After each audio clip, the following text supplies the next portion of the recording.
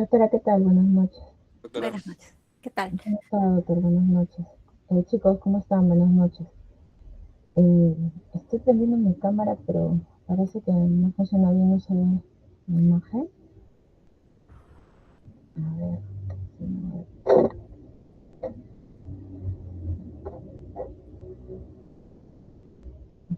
no se ve, pero no sé qué, la que voy a presentar. Mm, A ver, bueno, van a disculpar por la cámara. Vamos a comenzar, si no, doctora, ¿te parece? ¿Doctores? Sí, sí, empezamos, porque ya es las Sí, 10. ya, está bien. A ver, yo lo estoy presentando. Vamos acá. Atrás. Ratito, por favor. Vamos a ver esto de acá.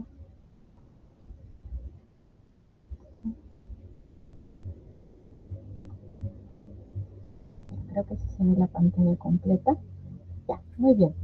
Entonces, chicos, vamos a comenzar la segunda actividad integradora del curso de Morfofisiología 2, ¿ya? Muy bien, entonces, acá tenemos los datos generales y el motivo de consulta. Bueno, estamos hablando de una paciente, una mujer femenina, una mujer, ¿no?, de 34 años, ocupación no docente de primaria, dice que posee zona urbana, un peso de 68 kilos con una talla de 1,60. ¿Ya? Los síntomas principales: edema progresivo de miembros inferiores, tiene también orina espumosa, ¿no?, fatiga y disminución del volumen urinario con un tiempo de enfermedad de 4 meses aproximadamente. ¿Ya? Seguimos en la enfermedad actual que nos comenta la paciente, nos dice que refiere edema inicialmente periorbitario, alrededor de los ojos, matutino, ¿ya?, que progresó a edema también en miembros inferiores y aumento de peso de aproximadamente 6 kilogramos en los últimos 4 meses. También manifiesta que tiene orina espumosa persistente, fatiga, sensación de pesadez corporal y disminución leve del volumen urinario. ¿Ya? Ahora, en las últimas 3 semanas ha presentado disnea leve, dificultad respiratoria, pero sobre todo al esfuerzo, o sea, mientras hace algún tipo de, o sea, no algo que tenga que ver con gasto de energía, comienza la dificultad respiratoria y sensación de distensión abdominal. Niega estos síntomas, no niega fiebre, dolor lumbar intenso, laturia macroscópica, ¿no?, que ella pueda evidenciar, ¿no?, en el momento que está eliminando la orina. Muy bien. En los antecedentes me dice que tiene hipertensión arterial, que le han diagnosticado hace un año, su tratamiento es irregular, niega otra enfermedad como diabetes mellitus, no tiene antecedentes familiares de enfermedad renal. Niega también, en el caso de medicamentos, uso crónico de AINES, no antecedentes de enfermedades autoinmunes como lupus eritematoso sistémico, ¿no?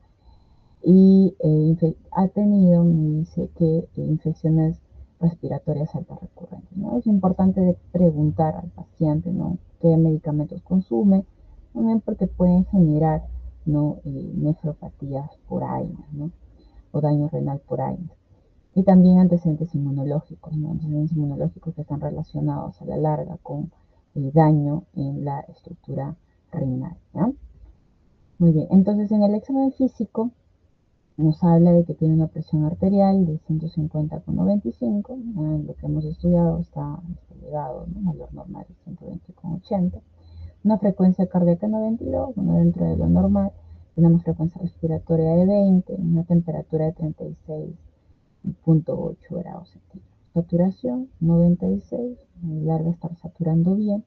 También menciona que tiene edema palpebral, bueno, y lo podemos evidenciar, ¿no?, edema palpebral bilateral cuando estamos realizando el examen físico, de esta manera se puede ver, ¿ya? Luego nos dice que también tiene o evidenciamos el edema con fovea, ¿verdad? El edema con fovea, realizamos la presión, ¿no?, y queda, ¿verdad?, la marca, ¿no?, 2 cruces de 3, en miembros inferiores, también nos dice que presenta o examinamos en realidad nosotros la presencia de una citis pero leve, ¿no? Entonces, lo que ella nos menciona es que sentía esta distensión abdominal. Luego podemos ver que su piel está pálida, no tiene lesiones purpúricas en la piel, en la parte cardiopulmonar, ¿no? Nosotros realizamos la auscultación y vemos que su murmullo vesicular se encuentra conservado y no presenta crépitos. Muy bien. En los exámenes auxiliares, vamos a ver en el examen de orina, el perfil urinario, vamos a ver que ha presentado, ¿no?, proteinuria, ¿no? Una proteinuria bastante marcada, nos habla de 6.8 gramos por 24 horas, cuando el valor normal es menor de 150 miligramos por 24 horas, o miligramos, ¿no? Y hablamos de un rango nefrótico, un rango de pérdida de proteínas nefrótico cuando hablamos del mayor de 3.5 gramos por 24 horas. Luego también nos menciona que ha presentado, bueno, en los exámenes, hematuria microscópica, 5 a 8 células, ¿no?, antigrositos por campo, y su densidad urinaria es de 1030, ¿no? Y también nos da en el reporte que presenta cilindros grasos, ¿no?, grasos presentes. En el perfil bioquímico nos habla de una albúmina sérica en 2.1 gramos por decilitro, valores normales están en 3.5 a 5 gramos por decilitro. Acá el puntito rojo nos puede decir si está bajo, o si está por acá está alto, y si está intermedio es que está dentro de lo normal, ¿no? Entonces acá la albúmina sérica nos dice que está baja, ¿no? El colesterol total nos sale que está en 340 miligramos por decilitro, valor normal, ¿no?, o deseado es menor de 200, pero se encuentra acá. En los triglicéridos está en 280 miligramos por decilitro, entonces el valor deseado es menor de 150 miligramos por decilitro, también se encuentra elevado. En la creatinina, 1.8 miligramos por decilitro. Este paciente en sus valores normales son 0.6, 1.1 más o menos considerándolo, ¿ya?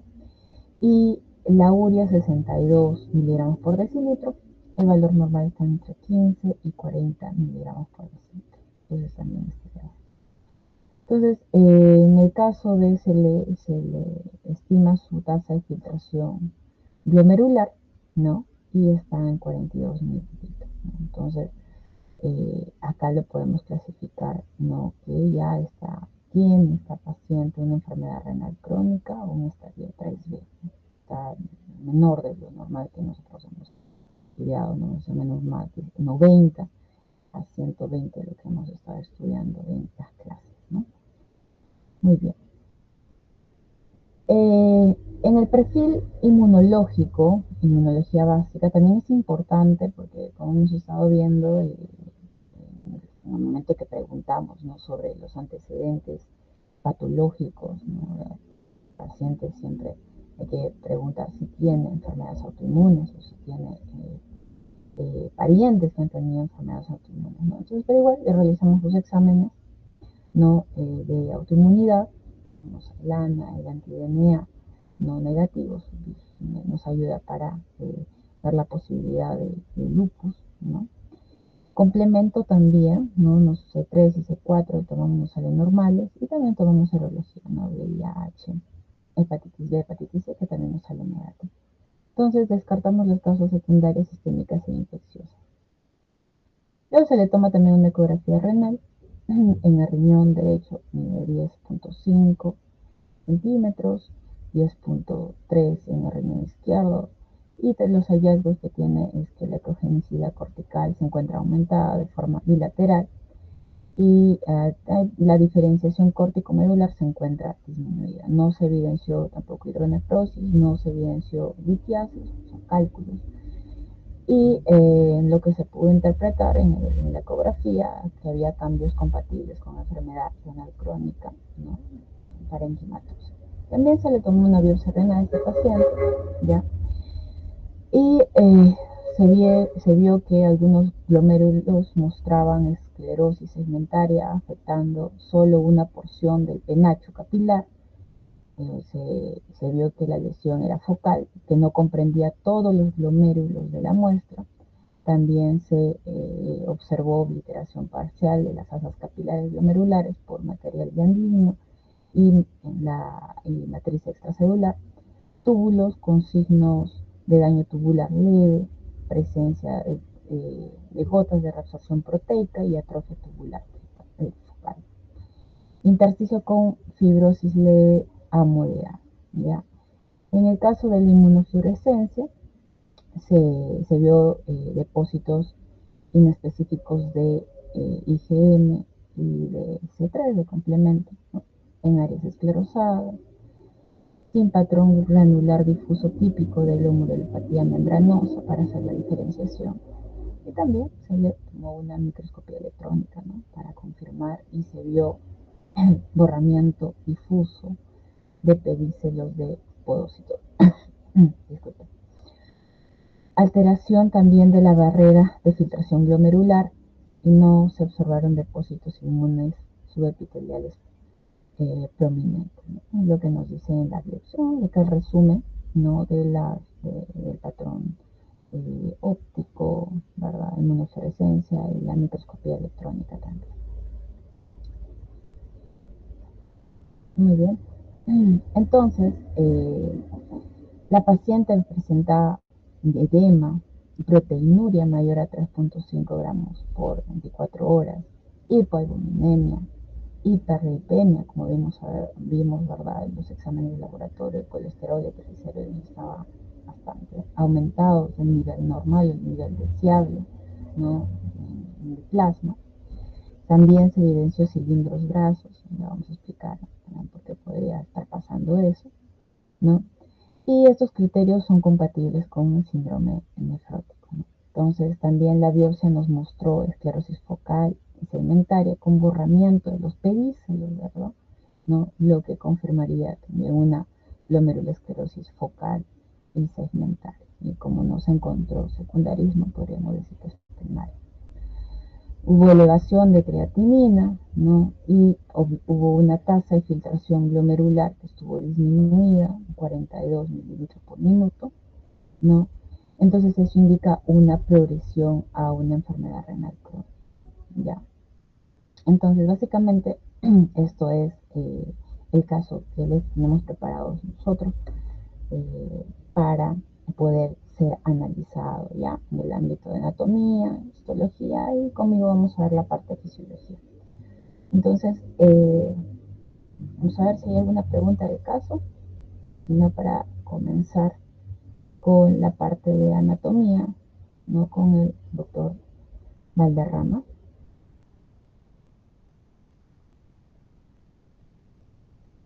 Bueno, entonces, no habiendo ninguna pregunta del caso, vamos a comenzar la parte de anatomía. Entonces, estará, doctor, se encontrará listo para comenzar con su exposición. Hola Helen, hola Cecilia, ¿cómo estás? Buenas noches. Hola chicos, ¿cómo están? Buenas noches. Bueno, ¿Cómo están? Voy a tomar el control de la pantalla, voy a presentar desde mi... Sí, está bien, doctor. Entonces voy a dejar de compartir. Acá yo comparto. Ah, ya, perfecto. Ya están viendo mi pantalla, ¿verdad? Sí, Sí, ya se puede ver. correcto. Bien, muchas gracias. Bien chicos, esta es un caso muy importante en realidad, ¿no? Y de hecho también muy frecuente. Y dentro de esta frecuencia, dentro del análisis de este caso, es muy importante para llegar al diagnóstico etiológico que le hagan una biopsia renal, ¿no? Y para hacer esa biopsia renal se necesita tener los conocimientos anatómicos adecuados porque es un procedimiento invasivo y esto puede generar una lesión si es que no se tiene claramente presente todos los reparos anatómicos para proceder a hacer la biopsia. Y entonces nosotros nos vamos a enfocar en esta actividad cuáles son esas bases anatómicas de la biopsia renal. Está claro la ubicación del riñón, ¿no es cierto?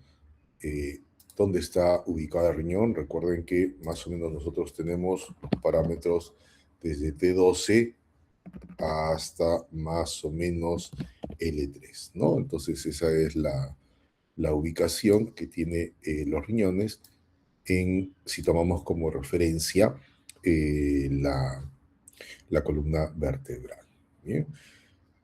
Segundo, vamos a ver que el riñón derecho es un poco más descendido que el riñón izquierdo porque la presencia del hígado lo lleva un poco más hacia abajo, ¿verdad? Muy bien. Por otro lado, vamos a ver que los riñones tienen un punto de separación, ¿no es cierto? Tanto a nivel de su polo superior, del ilio, como del polo inferior. Por eso están en una posición discretamente oblicua. Y acá está la regla del 2.5, ¿no? A nivel de los cilios es 5, le restas 2.5 y la diferencia a nivel de los polos superiores es de 2.5 centímetros. Y a nivel de los polos inferiores le sumas 2.5 al 5 y es 7.5. Entonces, 2.5, 5 y 7.5 son las diferencias, ¿no? Este 5 y el ilio está a nivel de lo que conocemos como el plano transpilórico. ¿En qué consiste la biopsia? La biopsia consiste en introducir en forma percutánea, eso quiere decir que es a través de la piel, una cánula, ¿no es cierto?, con una aguja especial y un estilete de biopsia, es como un pequeño sacabocados, que se introduce en la región posterior, ¿no? La región el torso lumbar baja, y se alcanza atravesando todas estas capas del dorso lumbar, se alcanza el riñón para poder tomar un pedacito, así literalmente de este, y llevarlo a la evaluación microscópica, seguro que con la doctora Cecilia van a analizar, ¿cierto? En eso consiste una biopsia. Hoy por hoy, los procedimientos a ciegas cada vez se van dejando de lado con el fin de no causar daño y por eso se prefiere hacerlo con una guía ecográfica. No obstante, esta guía nos permite dirigir adecuadamente la zona de punción para obtener la biopsia, pero necesitamos tener claro todos los elementos anatómicos que están ubicados en la vía del procedimiento. Y para hablar de esa vía de procedimiento y de esta punción, tenemos que hablar de la celda renal. Acá hemos representado todos los elementos que se deberían atravesar. Entonces, si nosotros vamos a hacer una punción más o menos así en este sentido, por acá, ¿no es cierto? Entonces, tendríamos más o menos los siguientes elementos que vamos a atravesar. Primero, vamos a atravesar la piel, ¿no es cierto? Acá está el primero. Vamos a atravesar la piel, o sea, esta piel la vamos a atravesar. Vamos a atravesar la fascia superficial que está acá y dos músculos del dorso, ¿no? Músculos del dorso que se interponen, que van a ser el serrato posterior inferior y el dorsal ancho, ¿no? Que son músculos extrínsecos del dorso. Atravesando también eh, parte que podría ser del músculo erector espinal, que es este de acá, ¿no? Con sus tres fascículos que conocemos. Y atravesando las importantes láminas de la fascia que envuelve a estos músculos, que es la denominada la fascia tóraco-lumbar, ¿no es cierto? Tanto en su capa posterior, que la vemos por acá, en su capa media, como atravesando también a su capa anterior. ¿Para qué? Para llegar a toda esta zona de acá, que es lo que envuelve al riñón y que viene siendo la celda renal, ¿no? Entonces, ahí es donde vamos a acceder. Perfecto. Entonces, ¿qué es lo que vamos a pasar? ¿Cómo conocemos a la celda renal? El riñón tiene una posición retroperitoneal, como todos lo sabemos, pero está prácticamente suspendido, ¿no? Está suspendido en el aire y no solamente como medios de protección, sino no tiene un elemento así claro de fijación como lo podría tener el hígado, como lo tienen los intestinos, como lo tiene el estómago, sino tienes que entender que el estómago, perdón, que el riñón está suspendido en toda una celda compuesta por fascias y por grasa. Tanto así que cuando la persona se torna caquéstica, o sea, pierde eh, grasa, pierde músculo y pierde esta grasa también que se pierde de toda esta celda renal, hace que el riñón ya no tenga elementos de contención de soporte y el riñón se puede ir hacia abajo, se cae, ¿no? Lo que se llama una tosis renal. Y esto, por ejemplo, te explica también, por ejemplo, por qué cuando te trasplantan un riñón no se pone en su lugar de origen. O sea, el riñón trasplantado no va en el mismo lugar donde estaban los riñones, que es la celda renal, porque no hay medios de sujeción. Fuera de que el riñón se coloca también en un lugar que esté más cerca a la vejiga para hacer la conexión con el uréter, que esté más cerca a los vasos ilíacos para hacer las anastomosis vasculares, pero también es importante reconocer de que esta celda es única para el riñón nativo porque es el medio de sujeción y no hay ligamentos propios que mantienen elevados al riñón. Nosotros vamos a acceder a esta celda y nosotros podemos ver que el riñón está rodeado por una cápsula propia del riñón que se denomina la cápsula fibrosa y envuelto en toda una materia grasa que se llama la cápsula grasa o simplemente grasa perirrenal, que significa que está al lado del riñón, envuelta en dos elementos conectivos que en su conjunto forman la fascia renal, y posteriormente y separado de los músculos que conforman la pared posterior del abdomen, que son el psoas mayor y el cuadrado lumbar, otro elemento graso de protección y de soporte que viene siendo la grasa pararrenal, separada por acá de la fascia tóraco-lumbar y por acá adelante de esta lámina posterior de la fascia renal. Pero ¿cómo están constituidas estas fascias de acá? Si vemos este corte sagital, podemos ver acá a la piel tejido cutáneo, la costilla 11, la costilla 12, acá vemos el diafragma, la cúpula diafragmática, y su límite con la cavidad torácica, vemos la pleura, y acá estaría el riñoncito, ¿no es cierto? El riñón está suspendido, entonces acá claramente en esta celda, ¿no es cierto?, compuesta por estas fascias que son la continuación de las fascias diafragmáticas y que va a tener una capa anterior y que va a tener una capa posterior.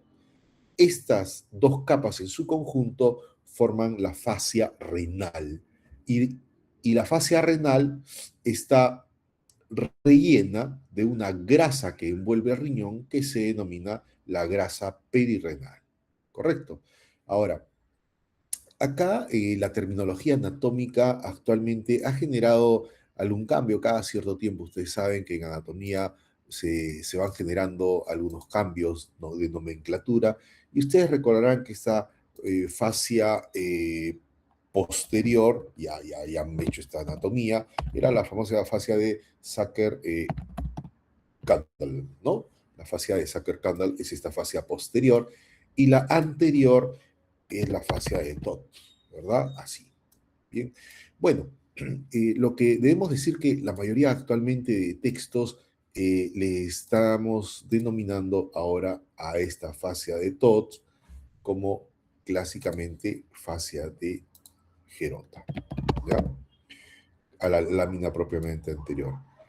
Ah, también es aceptado, para que no entremos en confusión, lo que se ha estado, digamos, manejando en terminología anatómica, que tanto Todd como Sacker-Kandel, las dos en su conjunto formaban la fascia de Gerota, o sea, que un sinónimo de la fascia renal en conjunto, que es la unión de estas dos láminas, corresponde a la fascia de Gerota. Pero, hoy por hoy, en la nueva terminología anatómica, se tiende también a llamarle a la capa anterior de la fascia renal como fascia de Gerota. ¿Y qué hay detrás? Entonces, esto es la celda renal, ¿no? La constituida entre la fascia, la grasa perrenal y la cápsula renal, y atrás hay un espacio importante, y este espacio que vemos aquí atrás, pues también lo vamos a rellenar también nos va a rellenar todo este espacio que vemos acá, también se va a empezar a rellenar de grasa, ¿no? Y esto es lo que nosotros llamamos la grasa pararrenal. Entonces, no confundir la grasa perirenal que está incluida dentro de la celda con esta otra grasita que estamos colocando acá, que es la grasa pararrenal. Entonces, ¿qué es lo que va a atravesar mi aguja de biopsia? Va a atravesar la piel. Vamos a cambiarle acá mejor el colorcito. Ya está. Entonces va a atravesar la piel, el suero subcutáneo, los músculos que se ponen ahí al frente, tanto de los extrínsecos del dorso, ¿no es cierto? El cuadrado lumbar, ¿no? Y vamos a entrar a través de esta grasa pararrenal a la celda, pasando la lámina posterior de la fascia renal, Sacher-Candle, ¿no es cierto? La cápsula, la grasa perirenal, y entramos pasando la cápsula fibrosa al riñón, y ahí es donde nosotros vamos a tomar la biopsia renal en este punto, ¿verdad?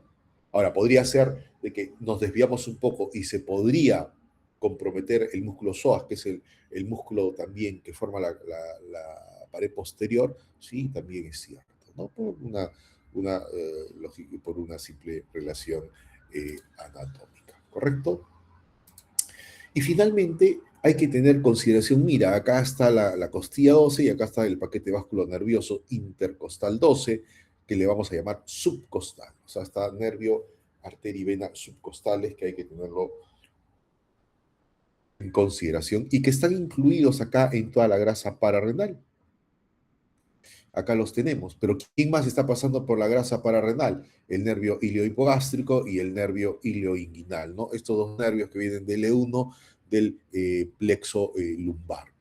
Entonces, hay que también tenerlos presentes porque debemos de evitarlos para no lesionarlos al momento de la punción. Por eso es que cuando uno hace el punto de punción, trata de buscar la porción posterolateral. Posterolateral porque es la que está más lejos del ilio, en primer lugar, porque trata de evitar a todas estas estructuras vasculonerviosas que acabamos de ver hace un momento, y sobre todo que está lejos del ilio renal, y porque vamos en busca de, ustedes recordarán que esta era la irrigación renal en sus diferentes segmentos, ¿no? El apical, el posterior, el inferior y el anterior superior y el anterior inferior, ¿no es cierto? Pero en la parte posterior existe esta zona de acá que la vamos a remarcar, que es esto de acá. No sé si se puede. A ver. Ahora sí. Upi. ¿Qué pasó? Regresamos. Ahí estamos. Esta zona de acá, que es la línea de Brodel, ¿de acuerdo? La línea de Brodel. Esta línea de Brodel está entre los dos tercios mediales y el tercio lateral, por la línea posterior, y esta línea de acá es una línea prácticamente de separación del riego arterial de la división anterior de la arteria renal con la división posterior, y llamamos a toda esta zona una zona vascular. Entonces, entrar por la posición posterolateral no solamente te minimiza el riesgo de lesionar las estructuras vasculonerviosas, sino también que una vez introducido la punción hacia el parénquima renal, te puede disminuir el riesgo de complicaciones como es una hemorragia, porque agarras uno de estos vasitos, ¿no? Tratar de buscar siempre la línea de Brodel.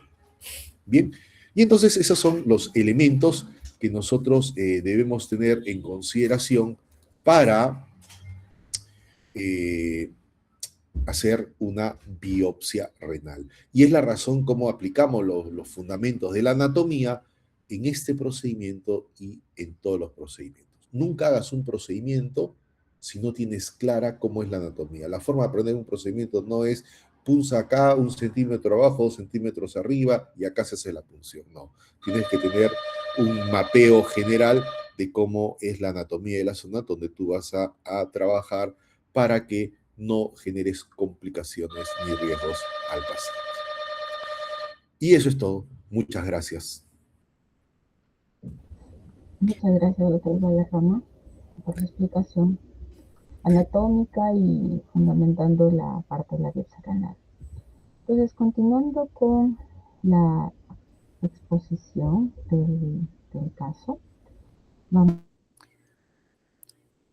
Voy a compartir yo también mi pantalla, doctora. Ah, ya, perfecto, ¿Sí? doctora. Para poder usar el puntero. Ya.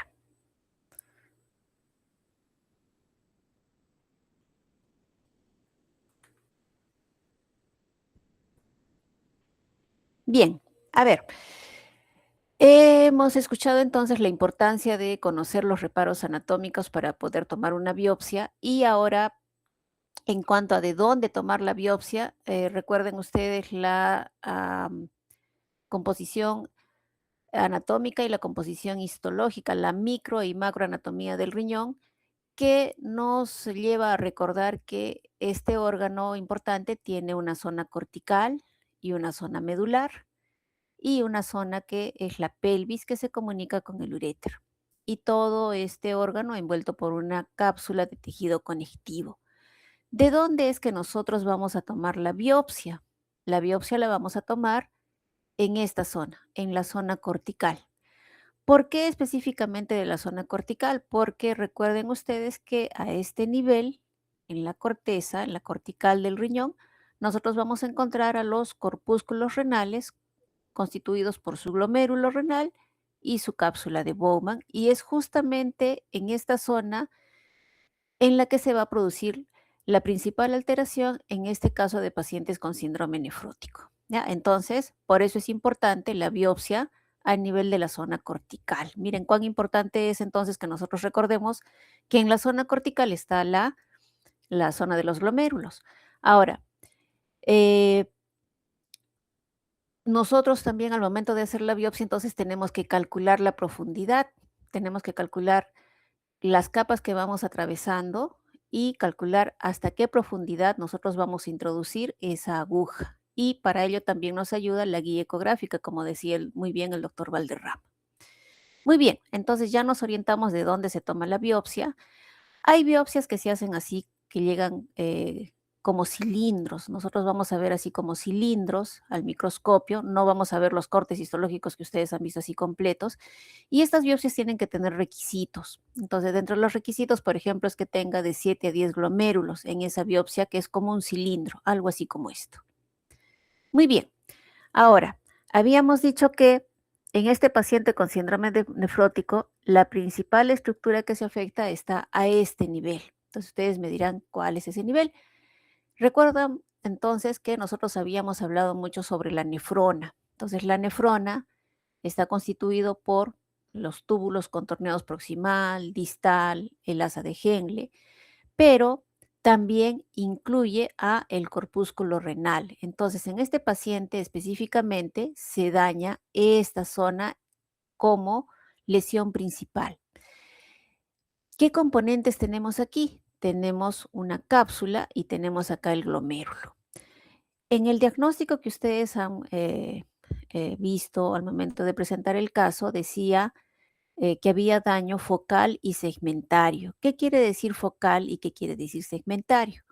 Recuerden que nosotros en la corteza renal tenemos varios glomérulos. Entonces, focal quiere decir que se alteran algunos glomérulos, no todos, no todos. ¿Y segmentario a qué se refiere? Que dentro del ovillo vascular solamente se va a dañar algunos segmentos de este ovillo dentro de un glomérulo. Entonces, eso es focal y eso es segmentario. Bien, ahora, si nosotros recordamos de nuestro glomérulo renal, esta cápsula que protege al ovillo vascular está formado por la hoja parietal, ¿no? Que se continúa con la pared del primer tubo que lleva ya la orina, o bueno, el primer filtrado de la barrera de filtración, que es el tubo contorneado proximal. Entonces, de un epitelio simple, plano, que constituye la hoja parietal, continuamos hacia un epitelio cilíndrico o piramidal con células sumamente eosinófilas y que terminan en un borde en cepillo. Después vamos a ver el por qué la importancia de ese borde en cepillo.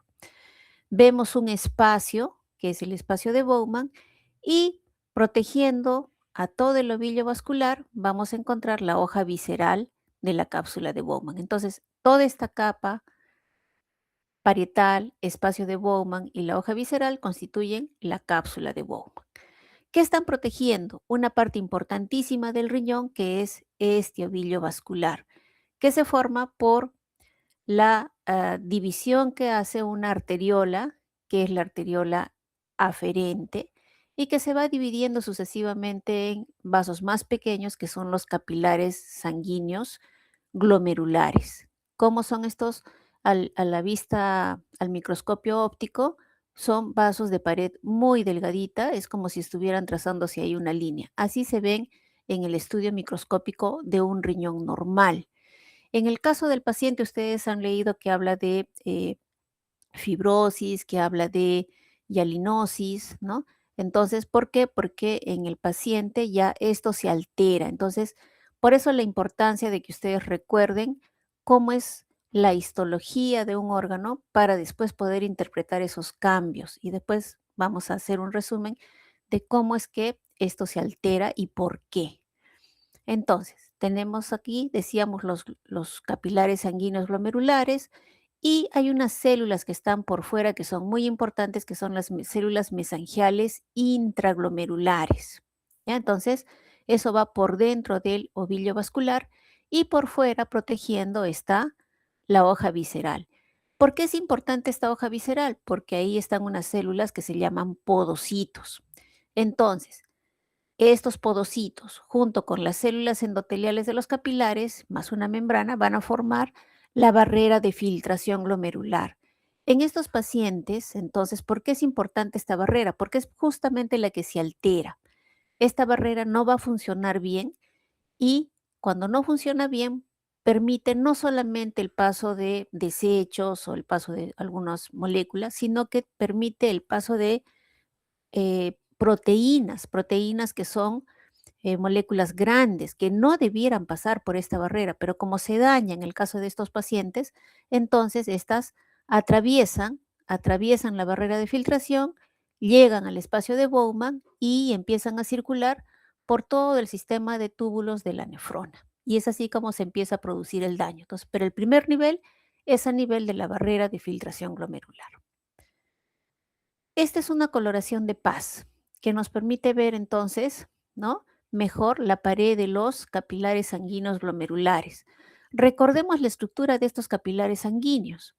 Estos capilares sanguíneos tienen su endotelio, ¿ya? Recuerden que por el interior de estos capilares pasa la sangre. Toda la sangre de nuestro organismo va a pasar por el interior de estos vasos sanguíneos pequeñitos y no solamente pasa con oxígeno y con otros nutrientes, también lleva desechos de nuestro organismo. Entonces, como van a ir desechos que nosotros tenemos que filtrar, este endotelio va a tener poros en cada una de las células endoteliales. Entonces, por eso a este endotelio que cubre a estos capilares sanguíneos se le llama endotelio fenestrado. Endotelio fenestrado, entonces, que descansa sobre esta estructura que están viendo ustedes en color celeste, que es la membrana basal. Recordemos también de los primeros segmentos de nuestro curso que los capilares solo tienen dos componentes en su pared, que es el endotelio fenestrado, que tiene estos poros, y la membrana basal, pero la membrana basal es completa, es decir, no debería pasar moléculas grandes y esta membrana basal a su vez es como un stop para moléculas grandes, ¿ya? Muy bien, entonces esa es la estructura de los capilares sanguíneos glomerulares que son importantes como el primer componente, como la primera barrera o primer componente de la barrera de filtración glomerular. Sigamos. Acá tenemos nuestro capilar, miren en rojo. En rojo tenemos entonces el endotelio fenestrado. En celeste tenemos la membrana basal, que hemos dicho que esta sí es intacta. En los capilares fenestrados solamente el endotelio es el que tiene los poros, tiene la pared discontinua. Y miren en amarillo el otro componente importante de la barrera de filtración, que son los podocitos, que lo habíamos mencionado en la hoja visceral de la cápsula de Bowman. Entonces, estos podocitos son células que van a emitir prolongaciones que van a abrazar a cada uno de los capilares sanguíneos glomerulares. Estas prolongaciones se denominan pedicelos. Y miren cómo estos pedicelos abrazan, es cierto, pero a su vez dejan espacios. Miren, acá tenemos la lámina basal en color celeste. Entonces, no está totalmente cubierta por los pedicelos. Entonces, ese espacio que queda entre pedicelo y pedicelo de los podocitos tiene un nombre y se denomina diafragma de hendidura. Este diafragma de hendidura es importantísimo. ¿Por qué? Porque este es el que decide finalmente la selección de lo que debe y no debe pasar por la barrera de filtración glomerular. ¿Sí? Entonces, todo lo que viene acá por la sangre, ¿qué es lo que debe atravesar primero? El endotelio, la membrana basal glomerular y estos diafragmas de hendidura, siempre y cuando los podocitos se encuentren bien, se encuentren en buen estado, tengan unos buenos pedicelos que abracen a los capilares. Entonces, por eso se dice, ¿cuáles son los componentes de la barrera de filtración? La pared endotelial del capilar sanguíneo, la membrana basal glomerular y la capa visceral de la cápsula de Bowman, que específicamente serían los podocitos con sus pedicelos que forman esta hendidura de filtración. ¿Sí? Esta hendidura de filtración, recuerden ustedes que es como el primer stop bioquímico, ¿no? Porque los pedicelos en realidad vendría a ser una estructura importante que está ahí sosteniendo, ¿no? Pero esta hendidura es como el colador final que decide qué pasa y qué no pasa por esta filtración. ¿A dónde va a pasar todo este filtrado que pasa por esta barrera? Debería pasar al espacio de Bowman, ¿sí? Entonces, en nuestra paciente, el problema es que se daña los podocitos, se dañan los pedicelos, porque si no hay un buen podocito, no hay buenos pedicelos, y por lo tanto se altera este diafragma de hendidura. Y al no tener esto, por más que el endotelio fenestrado y la lámina basal estén conservados, si no hay este diafragma de hendidura ni los pedicelos bien formados, las proteínas van a pasar, lamentablemente van a pasar. ¿Y eso a qué conlleva?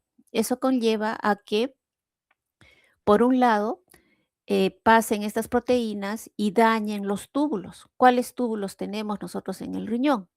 Tenemos, por ejemplo, los tubos proximales, que justamente son los primeros que reciben el filtrado glomerular en el polo urinario del riñón, ¿no? Entonces, se daña el epitelio porque hay una sobrecarga de proteínas a nivel de los tubos renales y eso causa una toxicidad en el epitelio.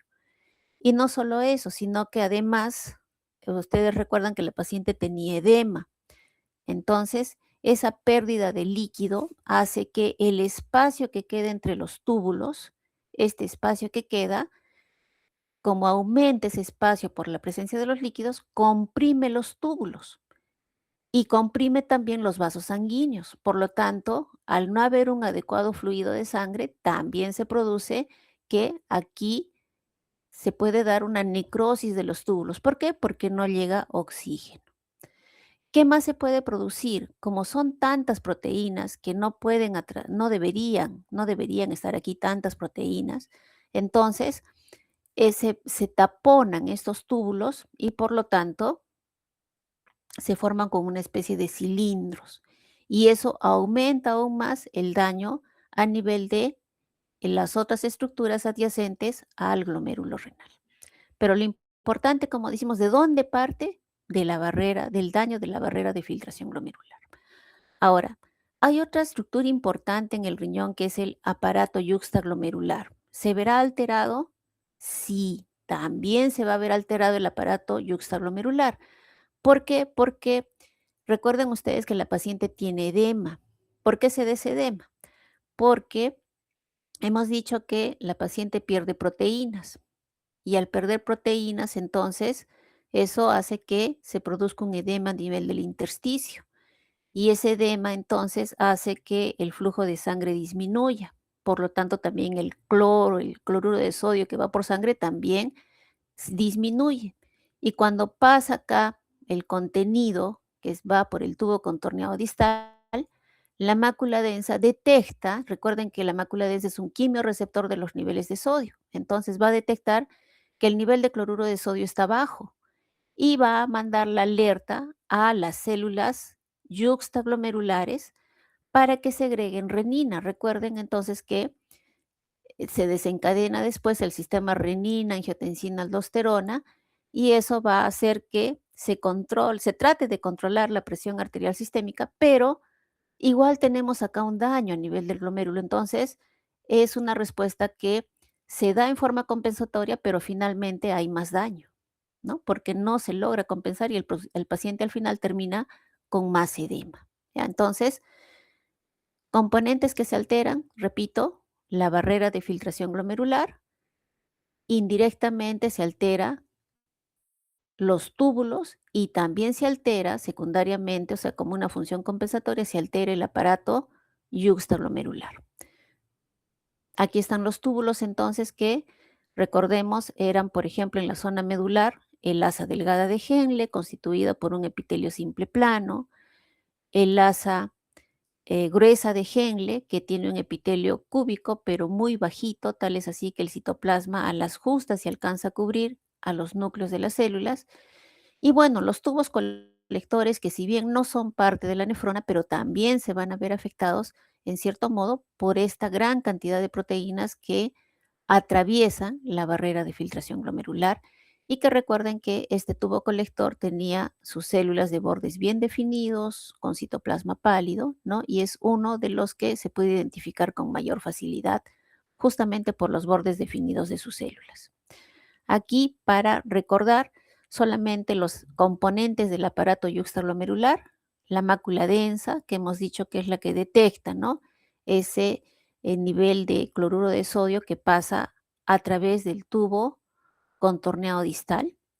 Las células yuxtaglomerulares que se encuentran en la pared de la arteriola aferente, recuerden que las habíamos mencionado justamente que son las que dan origen a toda esta serie de capilares sanguíneos glomerulares.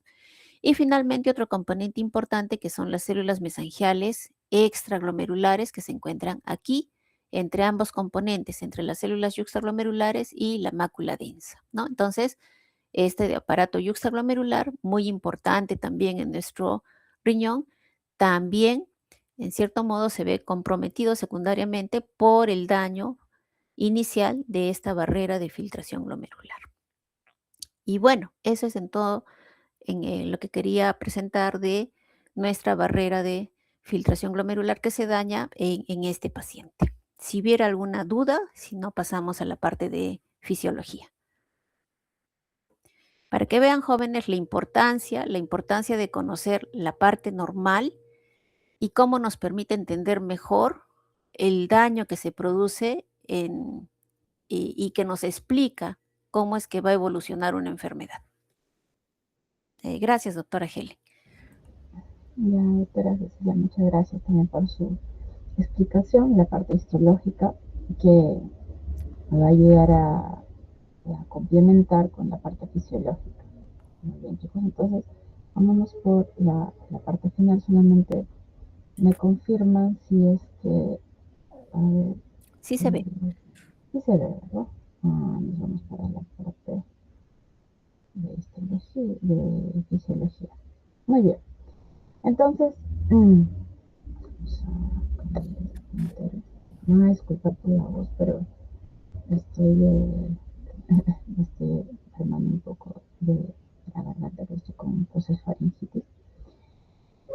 A ver, entonces, vamos a ver la parte fisiológica, chicos. Entonces, primero, recordando, no, las funciones del riñón. Hemos visto que el riñón, su función principal va a ser la excreción de agua y de sustancias, de desechos, básicamente, ¿no? Entonces, si no está funcionando bien este riñón, lamentablemente nosotros no vamos a tener esa capacidad para poder eliminar desechos, aparte de las otras funciones, ¿no? La formación de hormonas, el equilibrio ácido-base, que también hemos estado hablando el día de hoy, ¿verdad? La clase. Entonces, acá tenemos la arteriola aferente, ¿verdad? Que va a llegar hacia los capilares glomerulares y va a comenzar la primera función que va a ser la filtración, ¿verdad? Se va a filtrar, más o menos tenemos una filtración glomerular aproximadamente de 125 mililitros por minuto, ¿verdad? Entonces, luego de la filtración, el resto de la sangre va a irse por la arteriola eferente.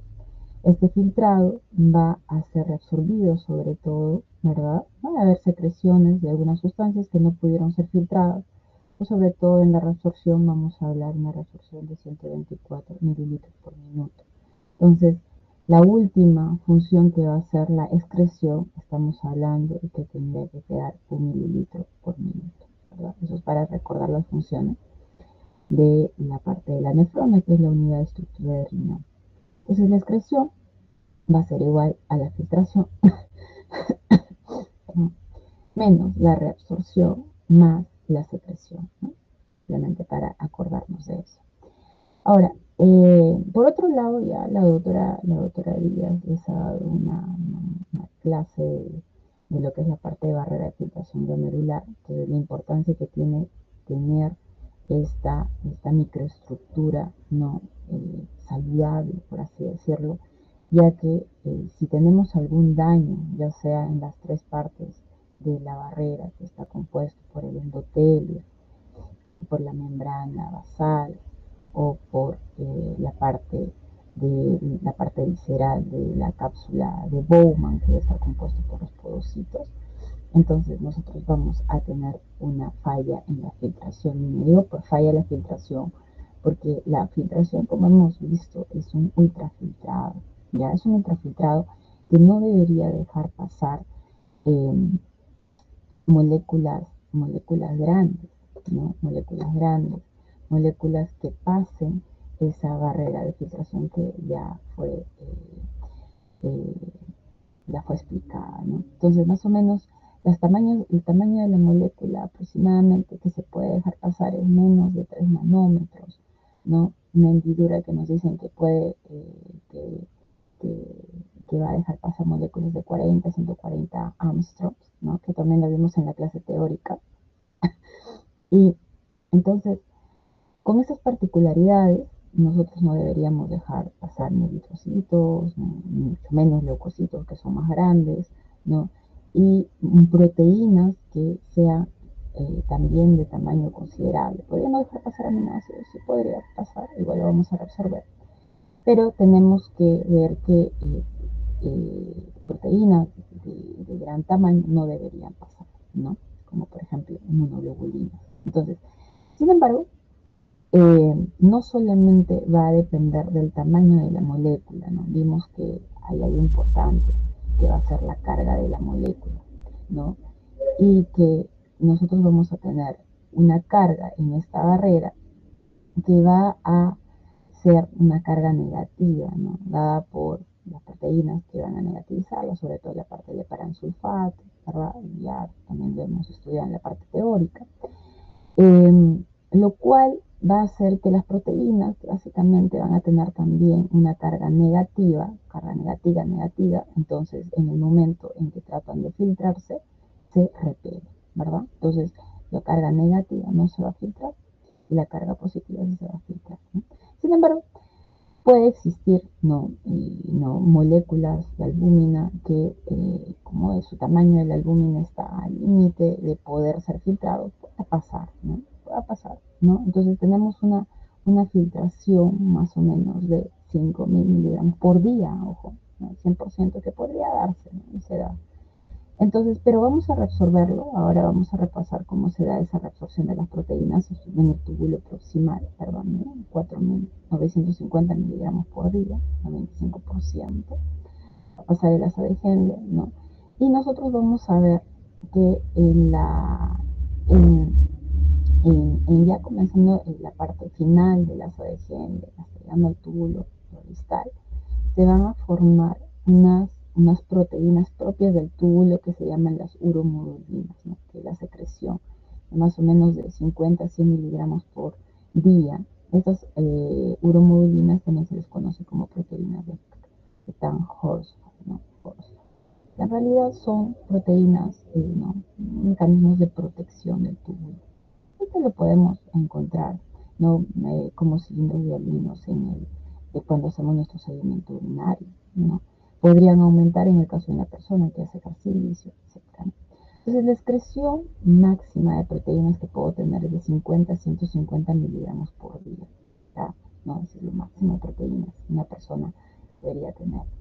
Entonces, ¿cuáles son los mecanismos que vamos a utilizar para la absorción de proteínas?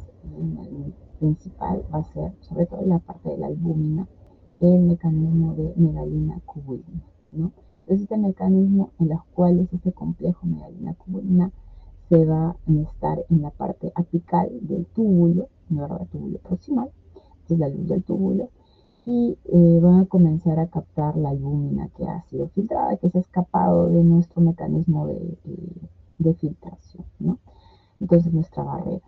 Entonces, van a comenzar a endositarla, ¿verdad? Van a formar un endosoma, ¿no? Van a traer enzimas lisosomales y esto va a hacer que se pueda degradar la molécula como tal y luego podamos resolverlo a la sangre en forma de aminoácidos, ¿no? Entonces es así como podemos captar la albúmina que ha pasado por la luz, ¿no? Por el filtrado glomerular, ¿ya? Entonces, otro concepto que es importante tener en cuenta son las presiones, ¿ya? Entonces, ¿por qué? Porque cuando estamos hablando de una pérdida de la albúmina, estamos perdiendo sobre todo el mecanismo más importante de nuestra presión coloidosmótica, ¿ya? Entonces, recordando simplemente estos valores de presiones que me van a llevar a una presión de filtración neta, estamos hablando de una filtración glomerular, ¿no? Que son las fuerzas que van a tratar de llevar, ¿no? el líquido del glomérulo hacia la cápsula de Bowman. Es el valor que va a depender de todo, va a depender de la presión arterial, va a depender de cómo se encuentra la arteriola eferente, la vasoconstricción, vasodilatación, ¿no? ¿Verdad? Entonces eso va a cambiar los valores de esta presión hidrostática. Y vamos a tener también una presión coloidosmótica que básicamente lo que trata de hacer es mantener, ¿no? el líquido dentro del capilar, dentro de ese compartimento, ¿ya? Entonces es una fuerza que va a jalar, ¿no? ¿De qué depende? De las proteínas. ¿De qué proteínas? Sobre todo de la albúmina, ¿no? El albúmina. Entonces, vamos a tener una presión coloidosmótica glomerular aproximadamente 32 milímetros de mercurio, ¿no? Y también vamos a tener acá en este compartimento que es la cápsula de Bowman, una presión hidrostática de cápsula de Bowman. Dijimos, no, ¿pero por qué? Porque se está filtrando y al filtrarse esto se va a llenar de líquido y al llenarse de líquido va a causar también una presión, y es una presión hidrostática y va a tener un valor de 18 milímetros de mercurio. Entonces, tendrá una presión oncótica, ¿no? Como decíamos acá en la teoría, ¿no? No debería pues tener una presión oncótica, por lo menos debería ser una presión nula en la cápsula de Bowman, porque no deberían filtrarse en forma masiva las proteínas, ¿ya? Entonces, si fuera así, jalaría, ¿verdad? Jalaría el líquido, ¿no? Entonces, sin embargo, no se considera en nuestra ocasión porque lo normal es generar una presión de filtración neta considerando una presión hidrostática glomerular, una presión de la cápsula de Bowman, ¿no? Y una presión oncótica glomerular o coloidosmótica, ¿no? Los dos valen, ¿no? Entonces, ¿cuál es la presión de filtración neta? O sea, la presión que me va a ayudar a filtrar, ¿verdad? A partir de mi glomérula a mi cápsula de Bowman, va a ser 10 milímetros de mercurio. Entonces esto va a ir en variable de 10 a 17 milímetros de mercurio, como le vimos en teoría, más o menos en ese intervalo, ¿no? Entonces, de eso va a depender también mi tasa de filtración. Acuérdense que para hablar de una filtración glomerular, tenemos que hablar del KFL constante de filtración que ya también hemos estudiado, que va a depender del tipo de capilar que existe, ¿no? En este caso en la parte renal, que es un capilar de tipo fenestrado, ¿verdad? Y también de la superficie, ¿no? De la superficie de la cantidad de glomérulos que vamos a tener en los riñoncitos, ¿no? Y eso lo multiplicamos por la presión de filtración neta, ¿no? Y con esto voy a tener mi filtración glomerular. Muy bien. Entonces, yo puedo tener, puedo tener una disminución de mi filtración glomerular si es que tengo una lesión glomerular, como lo dijo la doctora, ¿verdad? Entonces puede existir una esclerosis segmentaria, como vimos en el caso, que va a reducir, ¿qué cosa? La superficie capilar disponible para la filtración. Entonces va a haber también una fibrosis intersticial. Ya hemos visto en el caso también que puede existir un daño tubular, y eso que va a reducir la capacidad funcional de la nefrona. O sea, ni siquiera en la parte tubular que hemos visto vamos a tener la capacidad de reabsorber, ¿verdad?, las proteínas que pasan, ¿no? De forma normal. Pero, ¿qué sucede si esas proteínas son en forma masiva? Me van a dañar también el túbulo, ¿no? Y así me van a reducir progresivamente la tasa de filtración glomerular, ¿no? Entonces, hay un daño en la parte glomerular. También, en el caso clínico, nos menciona, ¿no?, que ya lo explicó la doctora, en este caso de una glomerulonefritis focal y segmentaria, también se ve una alteración de los porocitos que van a generar esa proteinuria masiva en ese paciente, ¿no? Entonces, hemos visto que los podocitos, ¿verdad?, van a ser una parte esencial de la barrera de filtración glomerular, ¿no? Entonces, si hay ese borramiento de esos pedícelos, ¿verdad? De esos pedícelos entonces, ya están mis podocitos, ¿no? Ya están los pedícelos, ¿verdad? Si hay un borramiento de esos pedícelos, ¿qué va a pasar? Simplemente, ¿no? No va a alterar el diafragma de filtración. ¿Y qué va a pasar? Va a permitir el paso anormal de las proteínas, ¿sí? Anormal de proteínas, especialmente ¿de quién? De esta de acá, de la albúmina. Y lo podemos ver en el filtrado urinario, ¿ya? Entonces, ahora, esta severa hipoalbuminemia que tenemos, una disminución de la albúmina porque la estoy perdiendo por la orina, se va a relacionar con este edema que tiene el paciente, ¿no? Con este edema periorbitario, el edema que va a tener en la parte de los miembros inferiores, porque esta pérdida urinaria de albúmina que va a disminuir la presión coloidosmótica, la presión oncótica, ¿no? Entonces, ¿qué va a pasar? ¿Qué es lo que va a suceder si yo pierdo la presión oncótica, ¿no? Entonces, ¿quién me va a ganar de presión oncótica? Me va a ganar el intersticio. El intersticio va a tener mayor presión oncótica, ¿no? Presión oncótica. Entonces, si este intersticio tiene mayor presión oncótica, ¿qué va a pasar? El agua va a salir del espacio intravascular, ¿no? Como lo vemos acá, ¿no? ¿Y qué pasa? Lo vemos esto, pues, ¿no? Edema parcial, está en el intersticio el líquido, ¿no? Y está el intersticio, perdón, y también el agua está en el intersticio de los miembros inferiores, y se ve edema. Y ascitis, también en el líquido peritoneal, ¿ya? Entonces, esta es nuestra cascada de la fuga masiva, ¿no? Ha habido un daño celular, ¿no? Un borramiento de los pedícelos. La lesión principal afecta al corpúsculo renal, específicamente al glomérulo y a los podocitos de la hoja visceral, ¿no? De la cápsula de Bowman. Y eso hace, ¿qué cosa? Pierdo, pues, ¿no?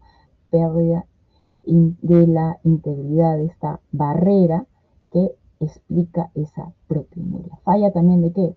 Del rescate, de mi complejo megalina cubulina que se ha saturado. Es imposible reabsorber 6.8 gramos de proteínas por día, ¿no? Está en rangos nefróticos, como dijimos, ¿no? En rangos en las cuales nosotros vamos a ver que esas proteínas van visiblemente en la parte macroscópica, la persona lo va a ver como espuma, ¿verdad?, en su orina. Entonces esa espuma nos está diciendo que está perdiendo, ¿verdad?, que está perdiendo proteínas, ¿no? Entonces, que está perdiendo proteínas masivamente, ¿no? Orina espumosa persistente, no una espuma que se puede producir y luego a los segundos se elimina, ¿no? Es una espuma persistente, que no se va, que se queda el rastro de las proteínas que se están perdiendo, ¿ya?